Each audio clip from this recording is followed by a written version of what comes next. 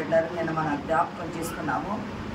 Azazel బలి ఎలా ఇస్తారు, 2 మేకలు ఇస్తారని మనం చెప్పుకున్నాం. అజాజేలు బలి అంటే 3 రకాలైన పశువులను బలి ఇస్తారు. 1 కోడె, 2 గొర్రెపిల్ల, 3 2 మేకలు, మొత్తము 4 పశువులు, 3 రకాలైనటువంటి జంతువులు ఇస్తారని చెప్పుకున్నాం. ఎట్లాగా ఇస్తారు అనేది నేను చెప్పుకున్నాము. అది క్రీస్తులో యేసుక్రీస్తు ప్రభు వారిలో ఎలాగ నెరవేరింది. ఆ బలి అనేది యేసుక్రీస్తు ప్రభు వారిలో ఎలాగ నెరవేరింది అంటే, కోడె తీసుకుంటే, కోడెని తీసుకున్నప్పుడు కోడె యాజకుని కొరకు, ప్రధాన యాజకుని కొరకు, యాజకుని ఇంటి వారి కొరకు మాత్రం బలి ఇస్తారు. పాప పరిహారార్థ బలి ఇస్తారు. ప్రాయశ్చిత్తాలు, పాపాల ప్రాయశ్చిత్తం చేసుకోవడానికి ఇస్తారు. సంవత్సరానికి 1 మారు. ఎందుకంటే యాజకుడు కూడా మనిషే, యాజకుడు కూడా పాపం చేస్తాడు కాబట్టి ప్రధాన యాజకుని నిమిత్తము కోడెను బలి ఇస్తాడు. కానీ అది యేసుక్రీస్తు ప్రభు వారిలో ఎలాగ నెరవేరింది అంటే, హెబ్రీ పత్రిక 7వ అధ్యాయము 26వ వచనంలో ఒక మాట ఉంటుంది. పవిత్రుడును నిర్దోషియు నిష్కల్మషుడును పాపులలో చేరక ప్రత్యేకముగా ఉన్నవాడును. సంఘం ఇక్కడ గమనించినట్లయితే యేసుక్రీస్తు ప్రభువారు ఆకాశ మండలము కంటే హెచ్చైన వాడును, ఇంటి ప్రధాన యాజకుడు మనకు సరిపోయినవాడు.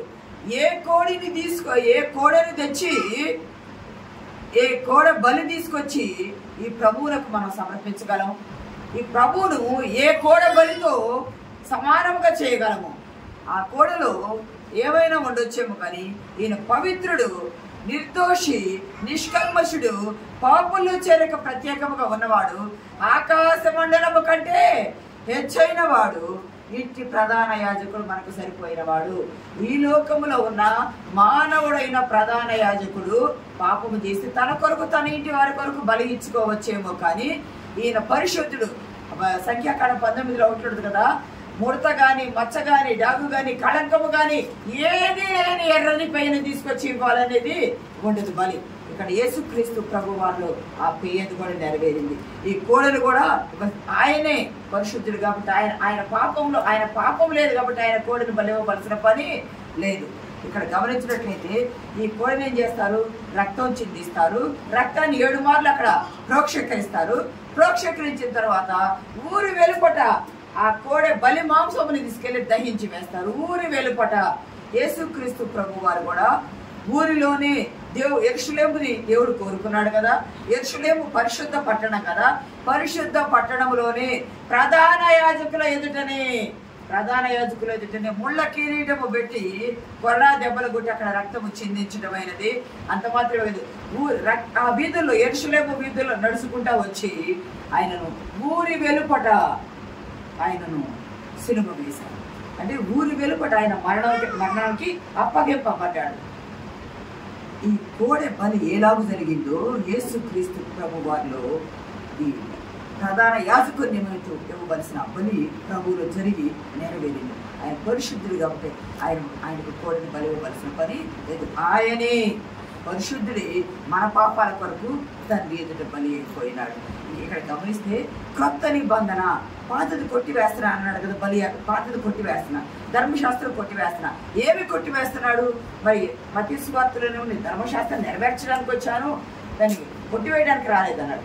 ఏమి నెరవేరుస్తున్నారయ్యా అంటే, బలులో పాత నిబంధనలో ఇచ్చే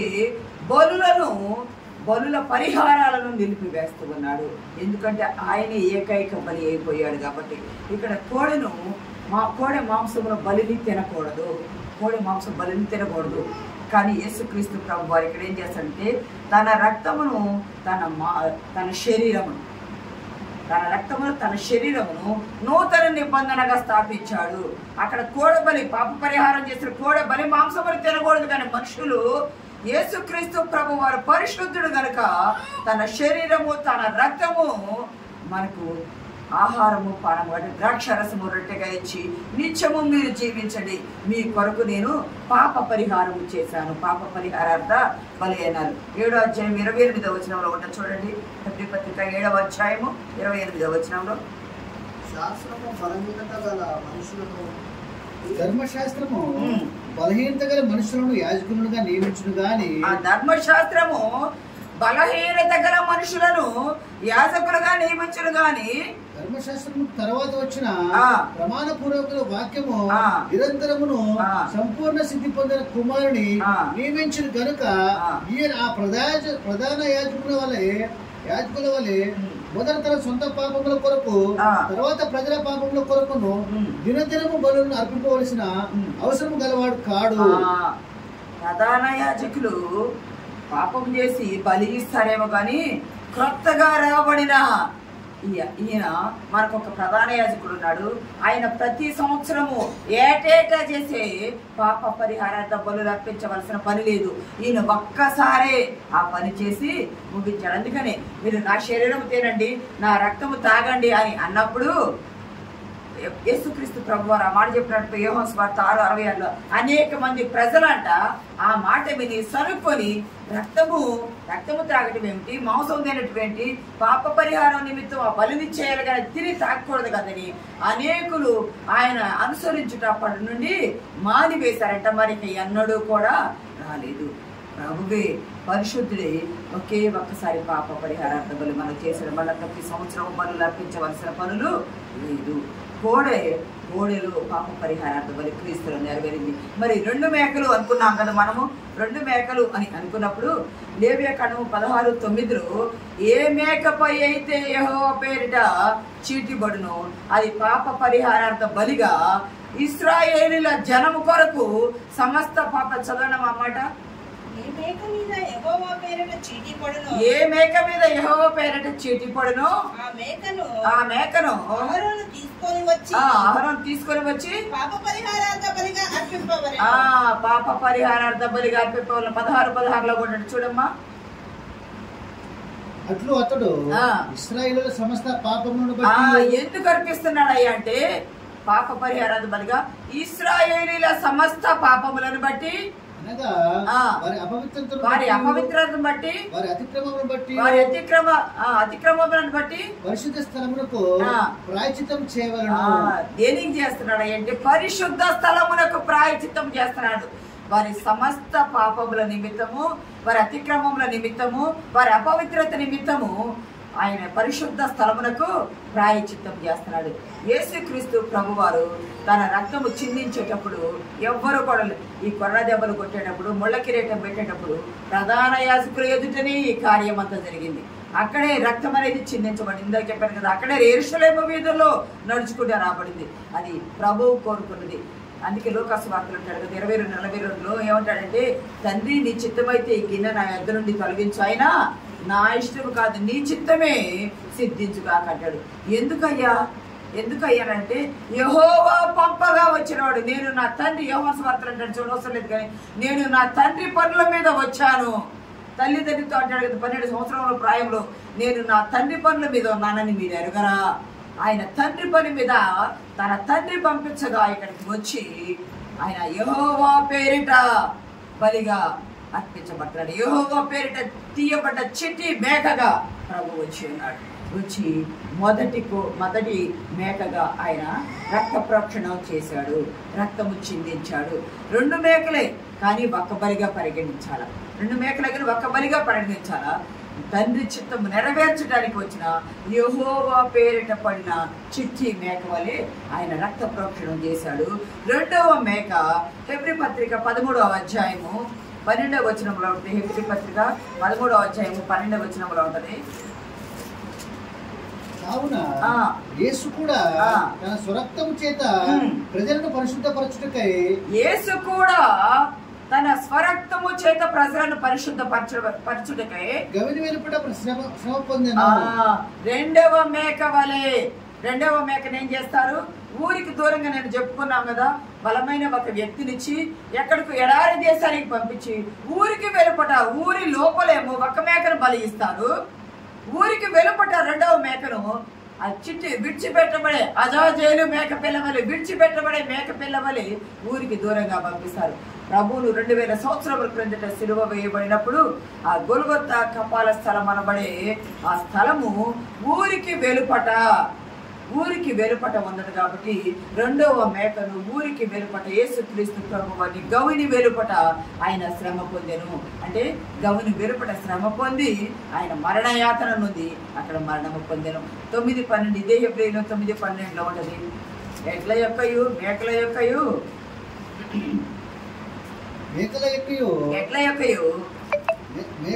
కోడల యొక్కయు రక్తంతో కాక తన స్వరక్తంతో మేకల యొక్కయు కోడల యొక్కయు రక్తముతో కాక తన స్వరక్తముతో ఒక్కసారి పరిశుద్ధ స్థలములో ప్రవేశించాడు ప్రభువు వారు.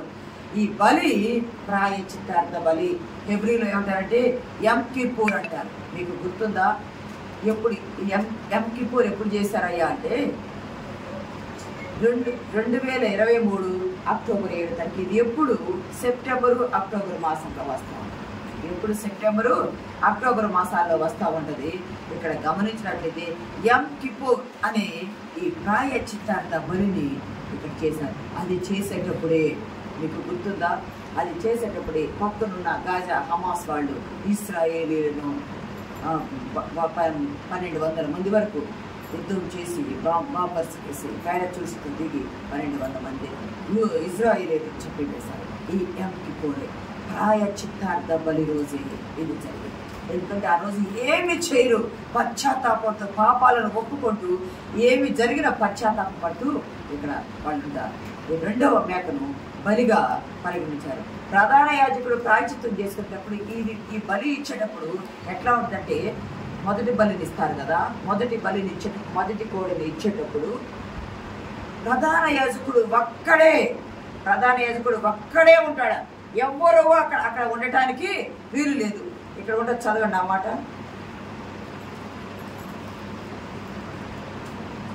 17వ వచనం లేవియా కాండము 16వ వచనం. పరిశుద్ధ స్థలములో ప్రాయశ్చిత్తము చేయుటకు అతడు లోపలికి పోనప్పుడు తన నిమిత్తమును తన ఇంటి వారి నిమిత్తమును ఇశ్రాయేలు సమస్త సమాజం నిమిత్తము ప్రాయశ్చిత్తం చేసి బయటికి వచ్చే వరకు ఏ మనుష్యుడును ప్రత్యక్షపు గుడారములో ఉండరాదు. ఆ చుట్టూ కూడా ఎక్కడా కూడా ఉండరాదు. ఇక్కడ గమనిస్తే యేసుక్రీస్తు ప్రభు వారిలో ఇది నెరవేరింది. ఆ ప్రభువును సిలువ వేసేటప్పుడు రెండు మేకల బలి ఇస్తారు, కానీ ఒక్క బలిగానే చూడాలి. ఈ 2 మేకల బలి యేసుక్రీస్తు ప్రభు వారిలో ఒక్కరిలోనే నెరవేరింది అనుకున్నాం కదా. ఒకటి రక్తము చిందించి బలి అయిపోయినారు.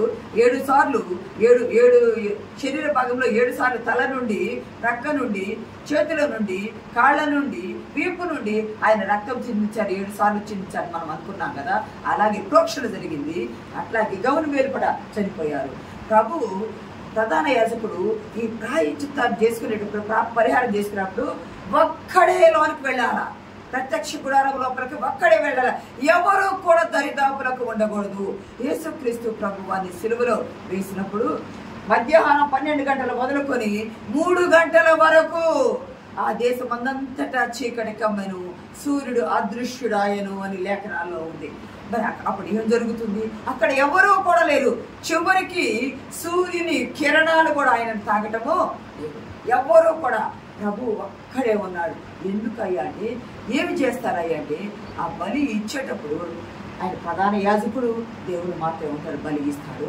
రెండవ మేక మీద ఇచ్చేటప్పుడు సమస్త పాపాలు వారు చేసిన పాపాలు, ఆ పాపాలను ఒప్పుకొని ఆ మేక ఆ బలి తీసుకుపోయి విడిచిపెట్టబడే దాని తల మీద పాపాలను మోపుతారు కదా.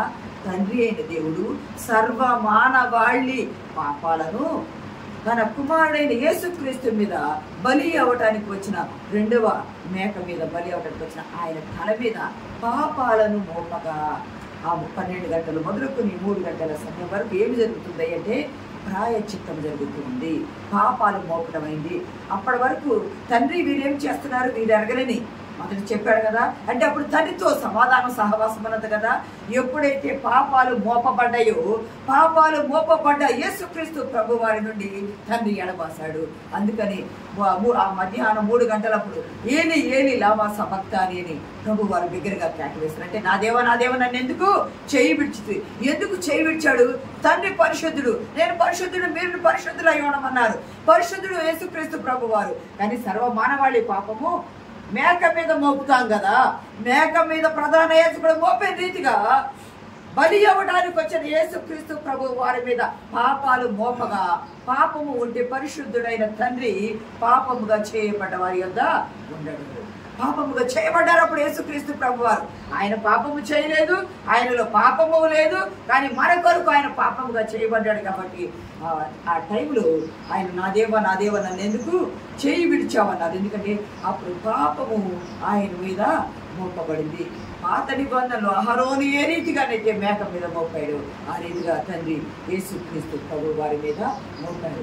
ఈ బలి కూడా నెరవేర్చబడింది. విడిచిపెట్టడం, పాపాలు మోపి విడిచిపెట్టడం. పాపాలు మోపేశాడు తండ్రి శిలువ మీద. నన్ను విడిచిపెట్టావన్న మాటను ఆయన ప్రకటించినాడు. అంతేకాదు, బలిపీఠము ఎట్లా చేస్తారయ్యా ఊరికి వెలుపుట అంటే బలిపీఠం కడతారు. ఎట్లా కడతారు? బలిపీఠము రాళ్లతో కడతారు. ఈ పని చేసే వాటి తాపీలు వాటితో కట్టరు, రాళ్లతో కడతారు. రాళ్లతో బలిపీఠాన్ని పేర్చి దాని మీద కట్టెలు పేరుస్తారు. కట్టెలు పేర్చి దాని మీద ఆ మాంసంలో దహన బలిగా అర్పిస్తారు. మొదటి కోడెను, పాప పరిహార నిమిత్తం చేసిన కోడెను, 2 మేకలు. మొదటి మేక బలి ఇస్తారనుకున్నావా, 2 ఇస్తారనుకున్నావా? ఆ 2 యేసుక్రీస్తు ప్రభు వాళ్ళు కూడా నెరవేరు. బలిని రాళ్లతో బలిపేట కట్టాడు, కట్టెలను పేర్చాడు. యేసుక్రీస్తు ప్రభు వారిని సిలువ వేయబడింది. అది రాళ్ళ కొండ మీద, ఆ రాళ్ళ మీదే బలిపెట్టి వాళ్ళ మంచివాడు ఆ కొండ మీద కట్టబడ్డారు. కట్టెలు పేర్చడం బలివ్వడానికి కట్టి యేసుక్రీస్తు ప్రభు అని సిలువ పొయ్య మీద, సిలువ కర్ర మీద ఆయన బలించే ప్రతిదీ నెరవేరింది. ఆయన దాని మీద తన రక్తము చిందించాడు. 7 మార్లు తన రక్తము అక్కడ తడిసింది. ఊరికి వెలుపట ఆయన వెళ్ళి మరణించబడ్డారు. ఇవన్నీ నెరవేర్చుకుంటా వచ్చాయి. కోడె పాప పరిహారం నిమిత్తం నెరవేరింది. 2 మేకలు ప్రాయచిత్తార్థం పాప పరిహారం నిమిత్తం క్రీస్తులో నెరవేరి. అంతేకాదు, 3వది గొర్రె పిల్ల. యేసు క్రీస్తు ప్రభు వారిని చూసి యోహాను స్వార్థలో 1వ అధ్యాయంలో అంటాడు కదా, ఇదిగో బాప్తిసం ఇచ్చి యోహాను అంటాడు కదా, ఇదిగో లోక పాపమును మోసుకొని పోవు దేవుని గొర్రె పిల్ల. ఇదిగో లోక పాపమును మోసుకొని పోవు దేవుని గొర్రె పిల్ల అంటాడు. ఈ మాట యేసు క్రీస్తు ప్రభు వారిలో నెరవేరింది. 3 రకాలైన జంతువులు 4 ఇస్తారు. 3 నెరవేరింది. ఇది గొర్రె పిల్ల అనేది కూడా యేసుక్రీస్తు ప్రభు వారిలో నెరవేరింది. కేవలము ఇశ్రాయేలీయులు బలులు ఎందుకు ఇస్తారంటే ప్రధాన యాజకుల కోసము, అతని ఇంటి వారి కోసము. 2 మేకలు ఎందుకంటే ఇశ్రాయేళ్ల సమస్త పాపాల కోసం ఇస్తారు. ఈ దహన బలిని ఎందుకు ఇస్తారంటే ఇశ్రాయేళ్ల సమాజము కోసము మాత్రమే గొర్రె పిల్లను బలి ఇస్తారు. కానీ బాప్తిసం ఇచ్చి యోహాను ఏమని ప్రకటించాడంటే, ఇదిగో లోక పాపమును మోసుకుని పోయే దేవుని గొర్రె పిల్ల. లోక పాపాన్ని మోసుకుని పోయే దేవుని గొర్రె పిల్ల అన్నారు. ఒక్క ఇశ్రాయేలు సమాజము కొరకు కాదు, సర్వ మానవాళి కొరకు ఈయన ఇవ్వబడ్డాడు. ఈ గొర్రె పిల్ల కూడా గవిని వెలుపటికి మోసుకొని పోబడింది. అయితే యేసుక్రీస్తు ప్రభు వారు ఈయన కూడా దహించబడ్డాడు. అక్కడ బలిపీఠం మీద ఎలా దహించబడ్డాడు? కాల్చబడ్డాడంటే కాల్చలేదు, పాపము అనే ఉగ్రతతో దహించబడ్డాడు. 12 గంటల మొదలుకొని 3 గంటల వరకు అక్కడ ఏం జరిగింది అంటే పాపము ప్రోక్షీకరించబడింది. తండ్రి పాపాన్ని ప్రోక్షీకరించాడు. ఈ గిన్నె నా ఎద్దు నుండి తొలగించన్నారు కదా, అది పాపముతో నింపబడిన గిన్నె. ఆ పాపపు గిన్నె ఆయన మీద కుమ్మరించబడింది, ఆయన మీద ప్రోక్షీకరించబడింది. కాబట్టి తండ్రి దూరం అయిపోయాడు. ఆ పాపాలను మూసుకొని పోయి ఆయన నూరి వెనుకన ఆయన పాపం అనే ఉగ్రతతో దహించబడ్డాడు. పాపం అనే ఉగ్రత దహించబడ్డాడు. కాబట్టి అందుకే తండ్రి ఎడబాసాడు. ధర్మశాస్త్రం నెరవేర్చడానికి వచ్చాడు కానీ ఆయన దాన్ని కొట్టివేయడానికి రాలా. ఏమి కొట్టివేశాడయ్యా మరి అంటే పాతది కొట్టివేశాడు. ఏమి కొట్టివేశాడంటే పాపము చేసేది ఒకడైతే బలి అర్పించబడేది నిర్దోషి అయిన జంతువు. మరియు అప్పుడు నిర్దోషి మీద ఆ పాప భారం పడుతుంది, అది కొట్టివేశాడు. ఇంకా మీరు మాటికి బలులు అర్పించవలసిన పని లేదు. నేనే మీ కొరకు ఏకైక బలిగా బలులన్నీ కూడా ఆయన నెరవేరి దీని ద్వారా కొత్త నిబంధన బలిని తీసుకొచ్చాడు యేసుక్రీస్తు ప్రభువారు. పాపాలు గొర్రెలు గాని, ఎడ్లు గాని, కోడెలు గాని, మేకలు గాని వాటి రక్తము పాపాలను తీసివేయలేవు అని యేసుక్రీస్తు బలి పాపాలను తీసివేయడానికి ఆయన వచ్చింది. దేవుని బిడ్డలారా, క్రయధనముగా, అర్పణముగా, పానార్పణముగా ఆయన బలి అర్పణగా పోయబడ్డాడు యేసుక్రీస్తు బలిలో. మరి పాత నిబంధనలో ఈ బలులు ఎందుకు ఇచ్చారా అంటే తండ్రి సన్నిధికి పోవాలంటే ఎవరూ పోలేదు. ప్రత్యక్ష గుడారం బయటే గాని లోనికి పోవడానికి లేదు. ఈయన బలి ఇచ్చినప్పుడు తండ్రితో సమాధానపరచాలి. తెరలు అడ్డం ఉన్నాయి కదా, ప్రత్యక్ష గుడారానికి తెరలు అడ్డం ఉన్నాయి కదా. అతి పరిశుద్ధ స్థలం, పరిశుద్ధ స్థలం అక్కడికి వెళ్ళకుండా ఉండటానికి దేవాలయానికి తెరను చించి వేశాడు. ఎందుకంటే తండ్రితో సమాధానపరచడానికి. లోపల ఏమన్నా తెలియదు, సంవత్సరానికి ఒకసారి వెళ్తారు. ఇప్పుడు మీరు ఎప్పుడైనా ఏ సమయంలోనైనా 24/7 ఎప్పుడైనా 24 గంటలు ఆయన మొరపెట్టడానికి ఆయన సన్నిధానంలోకి వెళ్ళవచ్చు. ఆయన ఎంతో కొత్త నిబంధన ఆయన తీసుకొచ్చాడు. కొత్త నిబంధన తీసుకొచ్చాడు. దీన్ని ఏమంటారు? దీన్ని ప్రాయచిత్తార్థ బలికి హెబ్రీ భాషలో ఇవ్వబడ్డ మాట ఏంటంటే కఫర్ అనే మాట. కఫర్ అనే మాటను ఇచ్చారు. దాని కఫర్ అంటే అర్థం ఏంటంటే కప్పుట. కెఫర్ అనే మాటను ఇచ్చారు. కెఫర్ అంటే అర్థం ఏంటంటే కప్పుట. ఏమి కప్పాలి? పాపం చేసిన మనుషులు పాపం చేశారు. పాపం చేసిన మనుషులు చేసిన పాపాన్ని కప్పాలా అంటే ఇక్కడ దాని అర్థం కాదు. పాపం చేస్తే నిర్దోష జంతువులు బలి అయిపోతారు. పాపం చేసింది ఒకరు, దాని నిమిత్తం బలి ఇచ్చేది పాపము చేయని నిర్దోష జంతువులు బలి అవుతుంది. అలా ఇవ్వడానికి వీలు లేకుండా పాపాలను ఏమి కప్పాలయ్యా? మరి మోషే ధర్మశాస్త్రం నుండి బలి ఇవ్వాలన్నారు. అంతకుముందు బలి లేదా? అబ్రహాము బలి ఇచ్చాడు, నోహు బలి ఇచ్చాడు. బలులు ఇచ్చుకుంటూనే వచ్చారు కదా. మరి బలులు లేవా అంటే ఉన్నాయి. బలులు ఉన్నాయి. ఎక్కడ ప్రారంభమైందయ్యా బలి? ఏమి కప్పాలయ్యా అంటే ఆదికాండంలో 3వ అధ్యాయంలో 8వ వచనంలో సిగ్గును కప్పడానికి 103వ కీర్తనలో 12వ వచనంలో ఒక మాట ఉంటుంది. తూర్పునకు పడవర ఎంత దూరమో మన పాపములను మనకు అంత దూరపరిచి ఉన్నాడు. తూర్పునకు పడవర ఎంత దూరమో మన పాపములను, మన అతిక్రమములను దేవుడు మనకు అంత దూరముగా వాటి దూరపరిచి ఉన్నాడు. మన పాపాలను ఏమి చేశాడంటే మీకా 7:19 ఉంటుంది. మన పాపాలను ప్రభువు మనకేం చేశాడంటే మన పాపాలను దూరపరిచాడు. దూరపరచడమే కాదు, మన పాపాలను సముద్రాఘాతములో కప్పివేశాడన్నది మీకా గ్రంథము 7వ అధ్యాయము 19వ వచనములో ఆయన మరలా మన యందు జాలిపడును, మన దోషములను అణచివేయును, మన పాపములన్నింటినీ లేదా వారి పాపములన్నింటినీ సముద్రాగాధములో దోషములను, అతిక్రమములను, పాపములను సమస్తాన్ని సముద్రాగాధములో పడబెట్టువు. ఆయన దూరపరిచాడు. తూర్పుకి పడమరకు దూరమైనటువంటి దూరపరిచాడు.